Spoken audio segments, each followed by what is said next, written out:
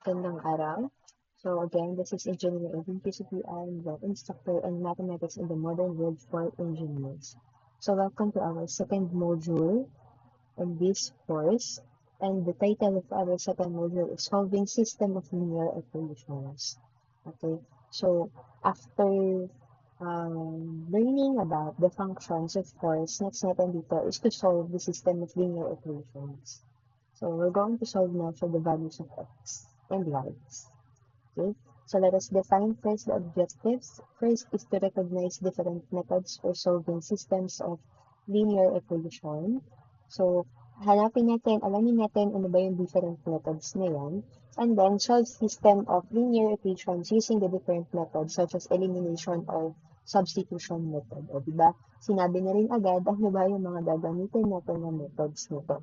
So, these are the elimination and substitution method. Actually, tatlo to sana, the graphing method pa sana, pero dalawa lang yung gagamitin natin since hindi naman masyadong nagagamit sa graphing method. Okay? So, first, define muna natin sa equations, expressions, and inequalities. Kasi kailangan natin ito dahil ito yung mga usual na nakikita natin in algebra. Okay? Ano ba yung pinagkaiba-iba ng tatlo na to? The equations, expressions, and inequalities. Okay. When we say expressions, okay, I have here three examples on the screen. First is the 5x minus 2. Next is 3y minus 2 is equal to 5x plus 4. And then 5x minus 3 is less than 1. Okay. So, tatlo na to, tignan natin ano yung pinagkaiba-iba nila. Sa una, kung mapapansin ninyo, ay usual lang siya na 5x minus 2, meaning meron tayong dalawang term at meron tayong operation. Okay? At yung ganitong klase na nakikita ninyo, ito yung tinatawag natin na expressions. Okay? So, ibig sabihin, nag-e-express lang siya, nagbibigay lang siya ano ba yung katumbas. Okay? But then, on the second one, we have here 3y minus 2 is equal to 5x minus 4. You have now left and right sa equation. Okay? Hindi kasi lagi yung equation. Baka kasi mamaya, ang alam natin, equations lahat yan. Basta meron tayong nakitang ganyan kahaba, polynomial ay ano na agad. Okay, equations na. But when we say equations, yan yung meron tayong nakikitang equal sign. Okay? Ibig sabihin, your left and right expressions are equal. Okay? So, yan ngayon yung tinatawag natin na equations. Kapag nakakita kayo ng may equal sign. Kasi tingnan ninyo, from the first two syllables of their name, equa. Okay, sabihin, they are equal. Okay, ibig sabihin, left and right expressions are equal. But then, on the last part, we have here 5x minus 3 is less than 1. Okay? Ibig sabihin, mas mataas daw mas mataas daw si right kaysa kay left. Meaning, ito yung mga tinatawag naman natin na inequalities. Hindi kasi sila equal dahil either greater than yan, o kaya naman less than, o kaya greater than or equal, or less than or equal. Okay, so ibig sabihin yun yung mga tinatawag natin na inequalities. Then next naman natin is on how to solve linear equations with one variable. Okay, ayan. Sabi sa atin, equations. Meaning, ang makikita nyo dyan ay meron tayong equal sign. Okay. But then, when we say linear naman, ibig sabihin, these equations can create a line. Okay? From the word itself, line, linear. Okay? So, meaning, yung equations na gagamitan natin dito can create a line. Either patayo, pahiga, o kaya naman nakapaslan. Okay? So, dito, unahin muna natin on how to solve using one variable. When we say one variable, isang letter lang ang nakikita natin dyan. Okay? Kung x lang, x lang. Kung y lang, y lang. Pero not necessarily na x and y lang ang pwede natin gamitin. We have a lot of alphabet, diba? Meron tayong alphabet na 26 letters. So, meaning, 26 letters na yun, pwede natin gamitin lahat doon. Okay? But, again, one variable only. So let us have an example. Let us define first the linear equations with one variable. So a linear equation is an equation of the form ax plus b is equal to c, where a, b, and c are constants. Okay. O baka sabihin nyo, akala ko po ba one variable lang, one letter lang gagamitin, bakit apat po yan? Okay, basahin mabuti. Where a, b, and c are constants. And when we say constants, these are the numbers. Okay, numerical yan. Ginamit lang natin yan. Sabi nga dito, form, ibig sabihin, ang format lang niya ay ax plus b is equal to c. At pag constant yan, for example, we have 3x plus 2 is equal to 1. Okay, so meaning, iisang variable lang pa rin yung ginagamit natin, which is si x. Okay, so sana malinaw ito sa inyo. So let us have an example. Example number 1, 15x minus 3 is equal to 27. Okay, ito. Dito, kung mapapansin ninyo, yes ma'am, isa lang po yung variable natin. At ang variable lang po natin dito ay x. Okay, so dito, since x lang naman yung variable natin, meaning pwede na natin siyang i-solve. Okay, so sana natatandaan pa on how to transpose. When we say transpose, maglilipat tayo. Okay? At again, pag naglilipat tayo, kung may plus or minus tayo nakikita, pag naglipat ka sa kabilang side, ibig sabihin you're going to change the sign. Okay? So, from positive, magiging negative, at kapag negative naman, magiging positive. And dito, sa mga ganitong klase ng pagsosolve natin ng variables, ang lagi niyong gagawin, iwanan sa kaliwa lahat ng may variable at lahat naman sa kanan ng walang variable. Okay? Para mabilis tayo. So, dito, 15x. Okay, kopya natin 15x minus 3 is equal to 27. So, si 15x, may x siya. So, iwan lang natin sa kaliwa. Magkakaroon tayo ng 15x. Then, equals. Okay, bakit ako nag-equals kaagad? Kasi si negative 3, since yan ay wala namang variable, kailangan na natin siyang ilipat to the right. Okay, at si 27, wala naman siyang variable. So, therefore, mananatili siyang nasa right side. And again, when we transpose, we have to change the sign. From negative, pag nilipat natin sa kanan, this will now be positive 3. Okay? So, simplifying this, we have 15x is equal to 27 plus 3 is 30. Okay. So, dito, nakuha na ba natin yung value x? Hindi pa. Bakit? Kasi may katabi pang number, si x. Ibig sabihin, 15x pa rin yung value niya. Hindi pa natin siya nasasabi na x lang. So, what are we going to do here is to divide both side by 15. So, bakit 15? Kasi si 15 yung katabi ni x at para makancel, matitira na lang si x. Okay? And 30, kapag sinimplify natin to, 30 divided by 15, this is 2. Therefore, the answer here is 2. Okay? So, ganun lang kadali kung paano tayong mag-solve ng linear equation using one variable. Okay, let's move to another example. We have 5a plus 5 is equal to 10 minus 2a. How many variables do we have? 1 or 2?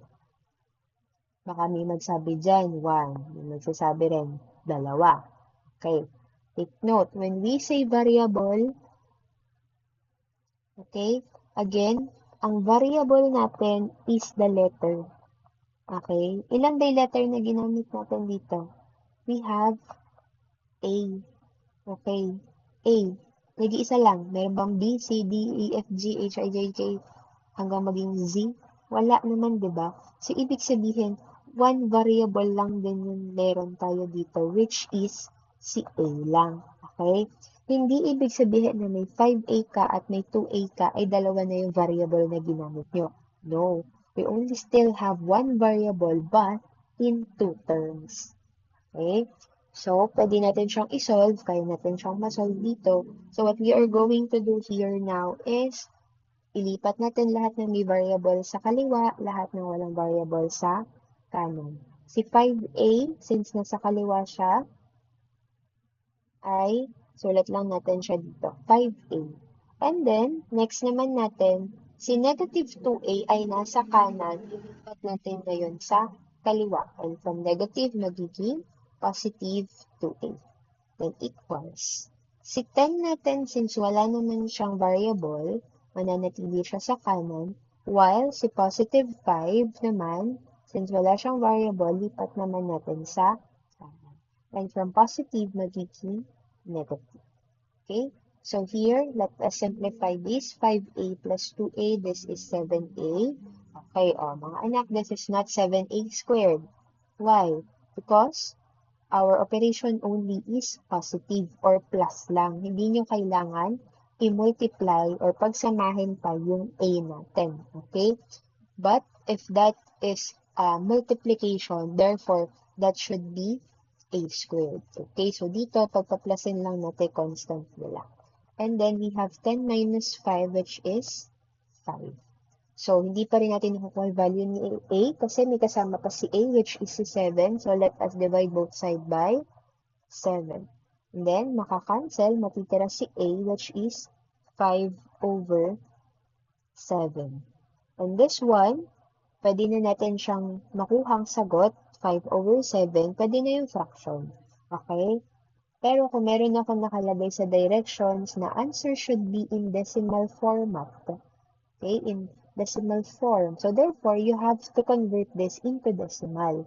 But, kung wala namang nakalagay, pwede na kayong magsagot ng naka-fraction. Okay? Pero kung gusto niyo talaga siyang naka-decimal, parang ang makukuha natin dito is 0.71. Okay? So, this is now your final answer. Okay? So, sana naintindihan on how to solve linear equations using one variable. So, next naman natin, ngayon pa lang tayo papasok sa ating totoong topic, which is the systems of linear equation. And when we say systems, okay, isang sistema. Okay? At ang system natin, hindi yan magiging system kung isa lang. Okay? Like for example, isang equation lang. That would not be considered as a system. Kasi dapat ang isang system natin ay pwede siyang dalawa, pwede siyang tatlo, o mas marami pa. Okay? So, ibig sabihin, we will now be using 2 or more equations. Okay? So, yaan yung ginagamit natin when we are solving systems of linear equations. So, ano ba yung mga possible na pwede natin magamit? Okay? So, first is the substitution method. And then, next natin is the elimination method. Okay, the easiest way here is the substitution method. Why? From the word itself, substitute. Meaning, magsasubstitute ka lang ng isang equation sa another equation. Okay? So, gagamitin lang natin siya. While on the elimination method, from the word itself, eliminate. Okay? You have to eliminate first isang variable para makuha mo ngayon yung sagot. Okay? So, para mas maintindihan natin, let us have an example. Okay, example number 1, so the system equations using substitution and elimination method. So, we have here 3x plus 4y is equal to 12 and 2x minus 4y is equal to 2. How many equations do we have? We have 2. Okay, dalawa yung equations natin dito. Kasi sabi nga natin, system na siya. So, meaning 2 or more equations. And take note, mga anak. Okay, in algebra, kung ilan yung variable ninyo, kung ilan yung unknown, ilan yung hahanapin nyo na variable, dapat ganun din yung bilang ng equation ninyo. How many variables do we have? We have 2, x and y. So, we have 1 and 2 variables. Meaning, 2 variables or 2 unknowns, then we have 1 and 2 equations. So, since equal sila, meaning, pwede natin ma-solve ngayon yung value ng ating x and y. Okay, sabi sa atin, let's use substitution and elimination method.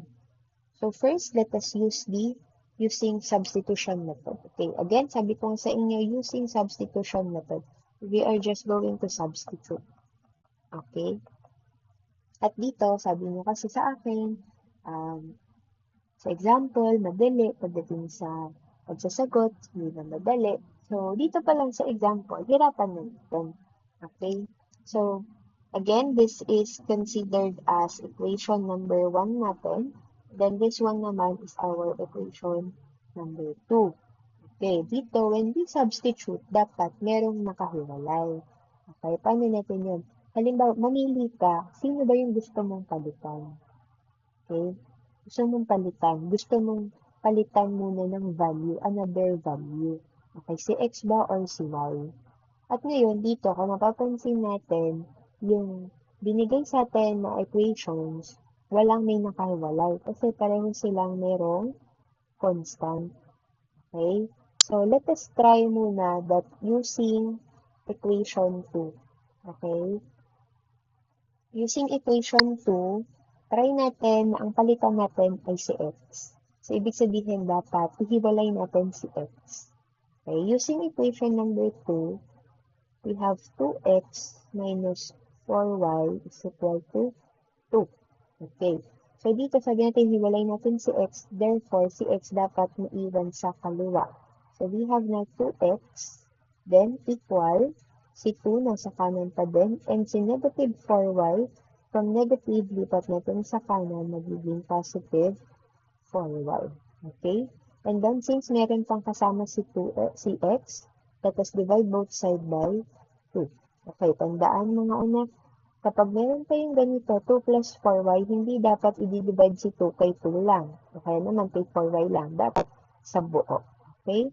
And then, cancel natin. Matitira si x is equal to 2 plus 4y over 2. Okay. So, since meron tayong operation sa numerator natin at meron tayong denominator, meaning pwede natin yung isulat as 2 over 2 plus 4y over 2. Bakit natin siya sinulat ng ganito? Kasi, titignan natin kung pwede mo natin siyang i-simplify. Kasi parang ang hirap naman kung magsasubstitute tayo ng value ni x na naka-fraction pa, diba?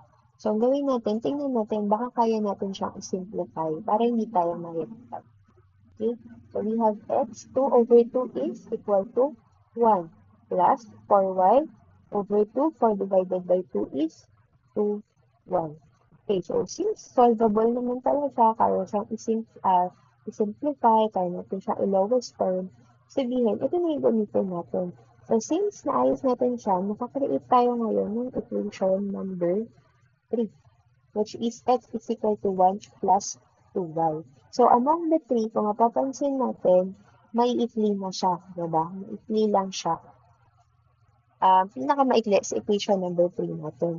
So, using now the substitution method, substitute equation 3 to, okay, equation 1 naman tayo.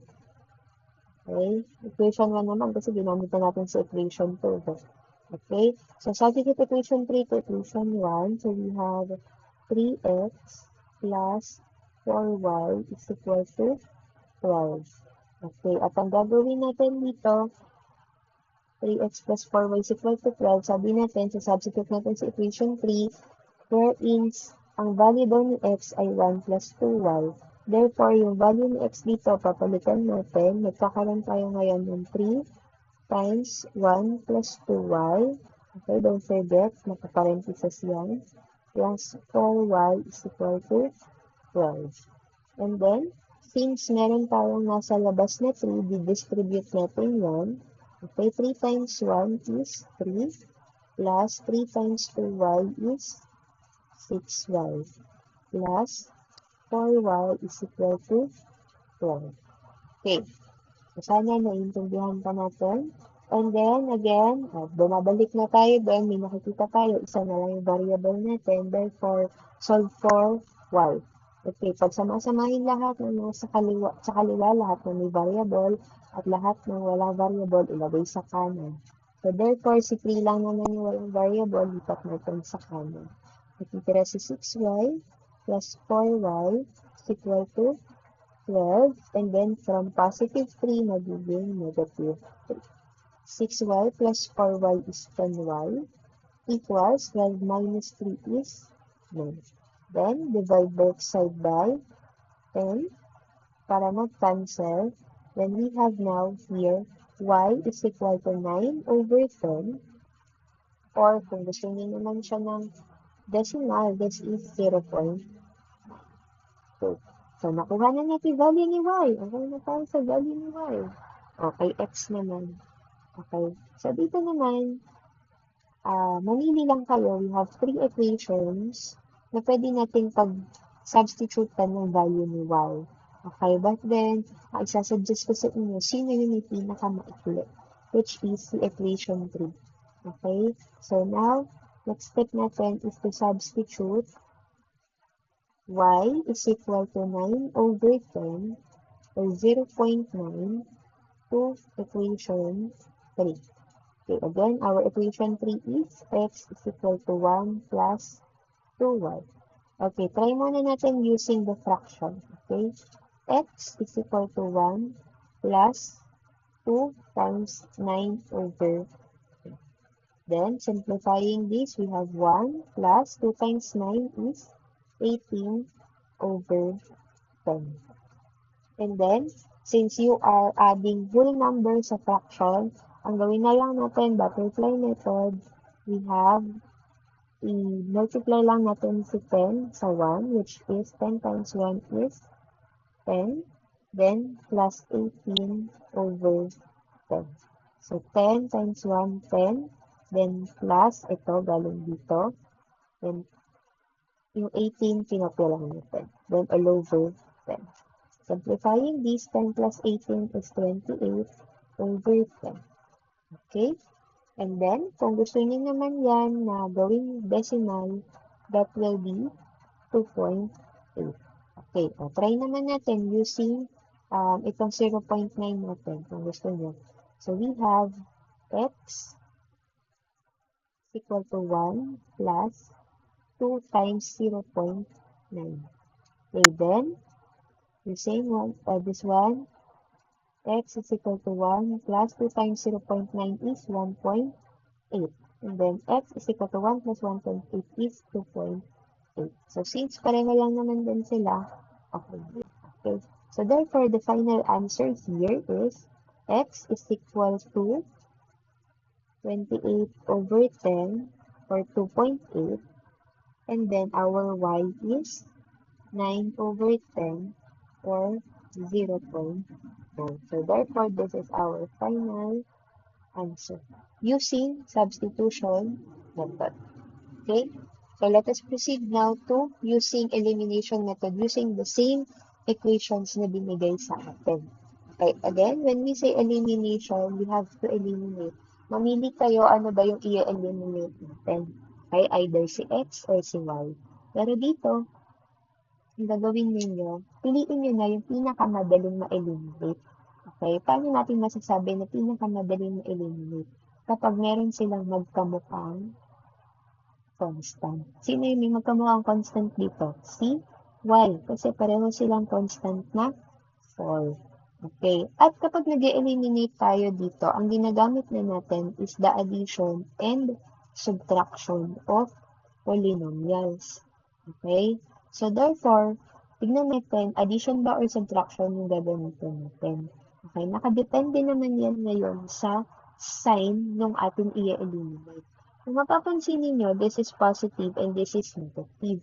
So, paano natin silang magiging 0? Paano natin masasabi na magiging 0 siya? Pag ba nag-add tayo? Kasi positive plus negative, okay? Ano ba yung magiging sagot dito? This is 0. Tama? Kasi they have the same, diba? They have the same constant. Pero paano kung subtraction naman? We have positive minus negative. Okay. You have here positive. At since negative sa negative yan, pag pinagsama mo yan, magiging positive. So, therefore, magiging 8 yan. Diba? So, ibig sabihin na kailangan pala natin gawin is to add. Okay. So, using this one, let us add. Okay. 12 plus 2 is equal to 14. Then, equals Okay, sabihin natin, positive 4y plus negative 4y, this is 0. Okay, and then 3x plus 2x, this is 5x. Okay, so sulat lang natin. We have now here 5x plus, okay, tanggalin na natin yung plus 0. Sorry, plus 0, sige, sulatan natin ulit. 14, and then we have here 5x is equal to 14. Okay, and then, para makuha yung value ni x, let us divide both side by 5 para ma-cancel. Then, makukuha natin 14 over 5, or this is 2.8. Okay, balikan natin si substitution. Ano yung nakuha natin kay substitution? X is 2.8. Okay, eh, 28 over 10 naman po yan eh. Di ba pwede natin i-convert yan? Divide by 2 over 2. 28 divided by 2 is 14 over 10 divided by 2 is 5. So, therefore, we have 14 over 5. So, same pa rin naman sila. Okay? So, nakuha na natin si x. Then, balik na tayo ngayon.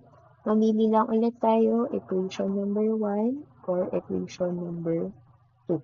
So, substitute x is equal to 14 over 5 or 2.8.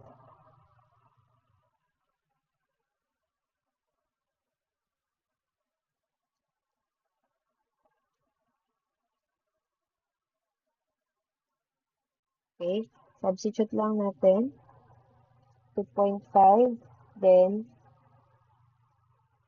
sorry, 2.8.